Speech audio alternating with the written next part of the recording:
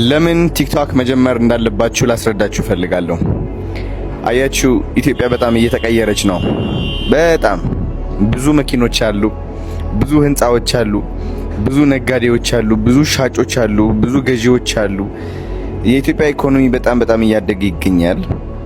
በዚህ ኢኮኖሚ መሃል ደግሞ ቲክቶክ ይገኛል።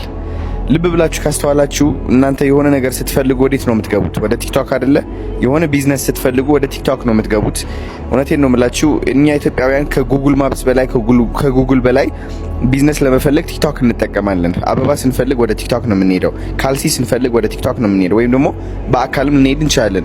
ይህ በአካል መሄድ ግን እየቀነሰ እየመጣ ነው። ለምን?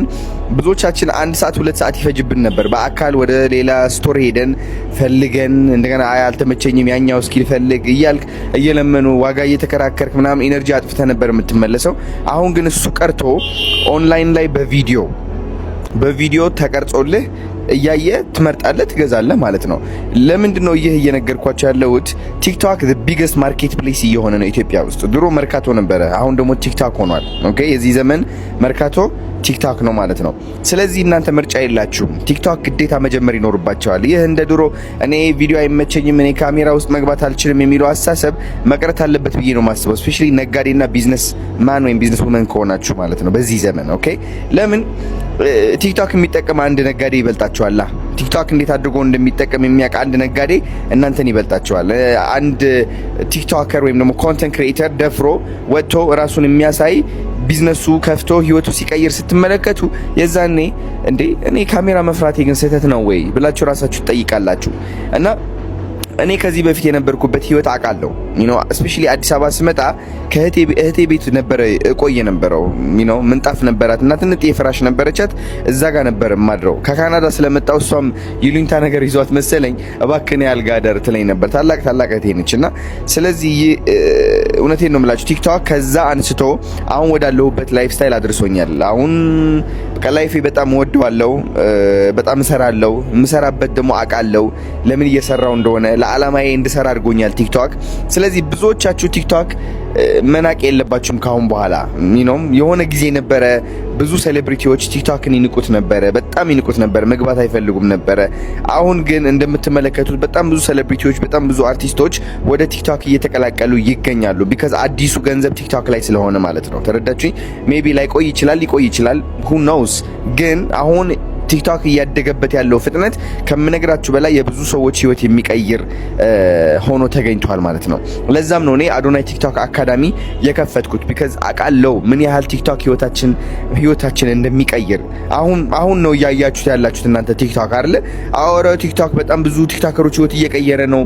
በጣም ብዙ ቢዝነሶች ህይወታቸው እየቀየረ ነው፣ ስኬታማ እያደረገ ነው ብላችሁ እያሰባችሁ ነው። ኖ፣ ቀጣይ ዓመት ተመልከቱ ቲክቶክ እንዴት ኢትዮጵያን እንደሚቀይራት። እንዴት ኢትዮጵያ ከሳውዝ አፍሪካ፣ ከኖርዘርን አፍሪካ፣ ከኢስተርን አፍሪካ እንዴት ሚድል አፍሪካ እንዴት እንደሚያገናኘን ታያላችሁ። የዛኔ ታያላችሁ እንዴት አሜሪካና ኢትዮጵያ አንድ እንደሚሆኑ በቲክቶክ ታያላችሁ የዛኔ።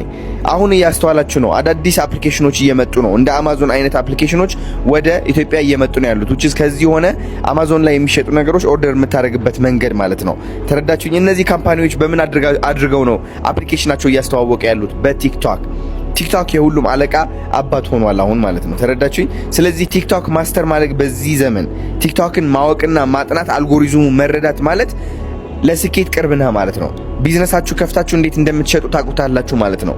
ተረዳችሁኝ? እንዴት አድርጋችሁ እይታ አምጥታችሁ ወደ ራሳችሁ ፕሮሞሽን ሰርታችሁ እንዴት ህይወታችሁ እንደምትቀይሩ ታውቃላችሁ ማለት ነው። እንደ አንድ ቲክቶከር እንደ አንድ አዶናይ አሁን ከፍተኛ ተከፋይ እኔ ነኝ ብዬ ነው የማስበው በእርግጠኝነት። ከማንም ሴሌብሪቲ ከኤኒዋን ከፍተኛ ተከፋይ ያለሁት እኔ ነኝ ኢትዮጵያ ውስጥ። ኦኬ፣ ይህ የሆነበት ምክንያት ደግሞ የቲክቶክ ኃይል ስለተረዳሁት ነው። እንዴት አድርጌ ቢዝነሶች ከስተመር ላምጣላቸው፣ እንዴት አድርጌ ደግሞ ከስተመሮች ወይም ደግሞ ኖርማል ሰዎች ራሳቸው ቢዝነስ ከፍተው እንዴት ህይወታቸው እንዲቀይሩ ላግዛቸው ወይስ እንዴት ላሳያቸው የሚለው ኦሬዲ እውቀት ለራሴ አስተምሬ አላማ ላይ ጥቅም ላይ አውዬ እናንተንም ለማስተማር ዝግጁ ስለሆንኩኝ ነው። አዶናይ ቲክቶክ አካዳሚ የከፈትኩት ማለት ነው። ስለዚህ it's not too late አሁን መግባት አለባችሁ። አሁን ስለ ቲክቶክ መማር አለባችሁ። ተረዳችሁ? ግዴታ አዶናይ ቲክቶክ አካዳሚ ተመዝገቡ እያልኳችሁ አይደለም። ግቡና እዩት ምን ያህል ቢዝነሶች እያስተዋወቁ እንደሆነ። ኦልሞስት አንዳንድ ቢዝነሶችም 24 ሰዓት ሙሉ ላይቭ ላይ ናቸው። ኦልራይት ቲክቶከሮች በጣም ብዙ ቪዲዮ እየለቀቁ ነው በቀን። ድሮ በሳምንት 1-2 ቪዲዮ ይለቁ ነበር። አሁን ግን በየቀኑ 5-10 ቪዲዮ እየለቀቁ ነው። ለምን? ስለገባቸው። እኔ ይህ የገባኝ ግን ገና ማንም ሰው ሳይገባው ነበር። የቲክቶክ ተጽዕኖ የቲክቶክ ፖቴንሻል የታየኝ የዛኔ ነበረ። አሁን ደግሞ እየነገርኳችሁ ነው። ስቲል እየታየኝ ነው ያለው። ከአንድ አመት በኋላ ታያላችሁ። ናይክ ይመጣል፣ አዲዳስ ይመጣል፣ ጉቺ ይመጣል፣ ሉዊ ቪቶን ይመጣል። አዲስ አበባ አሁን በጣም ትልቅ ሞል እየተሰራ ይገኛል። ኢንተርናሽናል ሞል። ይህ ኢንተርናሽናል ሞል እንግዲህ ኢትዮጵያ ከብዙ ውጭ ሀገር ብራንዶች አምጥታ ወደዚህ ለማስገባት ሐሳብ አላት። በእርግጠኝነት ልንገራችሁ። ለምን ሎካል ሆነን አንቀጥልም? እድሜ ልካችን ኢንተርናሽናል መሆን አለብን። ኢታሊ ስትሄዱ፣ ወደ ሌሎች አገሮች ስትሄዱ፣ ዩሮፕ ስትሄዱ ሉዊ ቪቶን አለ፣ ኢንተርናሽናል ብራንዶች አሉ፣ ናይክ አለ፣ ዛራ አለ። ስለዚህ ዋይ ናት ኢን ኢትዮጵያ? ለምንድን ነው ዛራ ኢትዮጵያ ውስጥ የማይመጣው? ስለዚህ ሴቶች በጣም ትልቅ እድል አላችሁ ማለት ነው። እንደ ኮንተንት ክሬተር ራሳችሁ ቢልድ አድርጋችሁ ከጠበቃችሁ እነ ማክስ ሲመጡ፣ እነ ፌንቲ፣ እነ whatever all of this ሜካፕ ብራንዶች ሲመጡ እናንተን አፕሮች ማድረጋቸው አይቀርም። የዛኔ ደግሞ ተከፋይነታችሁ በጣም ከፍተኛ ነው የሚሆነው። በጣም በእጥፍ ነው የምላችሁ። ወንዶች ከሆናችሁ ደግሞ ስፖርት የምትሰሩ ከሆነ እነ ናይኪ እና አዲዳስ ይመጡላችኋል፣ ኢንተርናሽናል ብራንዶች ማለት ነው።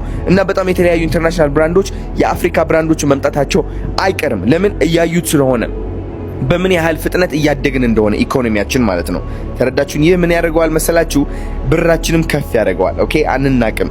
አሁን በጣም ብራችን እየተከበረ ይመጣል። ታያላችሁ በቅርቡ ማለት ነው እየተከበረ ይመጣል። ይህ ደግሞ ምንድነው የሚያደርገን? ኢንተርናሽናል ሪሌሽንሺፓችን በጣም ከፍተኛ ያደርገዋል።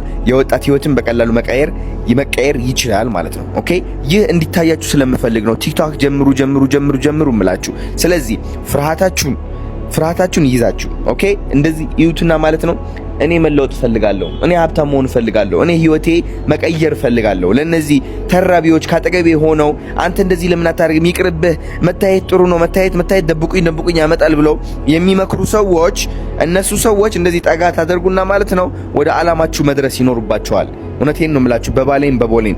ለዚህ ብዬ ነው በቅርቡ አዶናይ ቲክቶክ አካዳሚ ትልቅ ጊቭአዌይ እና ትልቅ ቻሌንጅ ይጀምራል። እናንተም ይህ ውድድር ውስጥ ገብታችሁ እንድትሳተፉ ፈልጋለሁ። ህይወታችሁ እንዴት እንደሚቀየር ልገልጽላችሁ አልችልም። በቅርቡ ደግሞ እናንተም ኢንተርናሽናል መሆናችሁ አይቀርም። ከኢንተርናሽናል ብራንዶችም መስራታችሁ አይቀርም። እያያችሁ ነው። ነቃሉ ቡቲክ በጥሰውልናል። አዲሷ የመጣችሁ ደግሞ በጣም ጎበዝ የሆነች ሞዴል ደግሞ ከነ ማስተር አብነትና ብሩክ ኒውስ ያለችው እሷም ኢንተርናሽናል ብራንድ ውስጥ ትወጣለች። እውነቴን ነው የምላችሁ እየበጠስን ያለ ነው እንደ አንድ ኮንተንት ክሬተር፣ እንደ አንድ ቢዝነስ፣ እንደ አንድ ሀገር ማለት ነው። ወደዚህ እድል ደግሞ መቀላቀል አለባችሁ።